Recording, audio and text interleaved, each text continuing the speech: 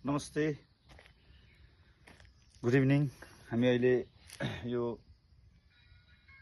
दैलेख र सुर्खेत जिल्लाको सिमाना नजिकै छौँ। कटुकेमा के अरे यो कटुकामा ल हामी यसो घुम्दैछौँ आज। अनि मसँग एकदमै हाम्रो आत्मीय सहमित्र आउनुभएको छ, हाम्रो प्रेम राजा।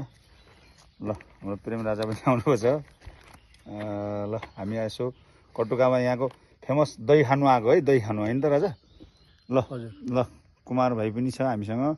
आज हामी तीन भाइ यसो हामी दैलेखको कटुकामा हामी दही खान आछौँ है त। यहाँको लोकल एकदमै फेमस दही रहेछ, एकदमै सुन्दर ठाउँ छ है, सल्लाहघारी रमाइलो ठाउँ छ। ल ओके।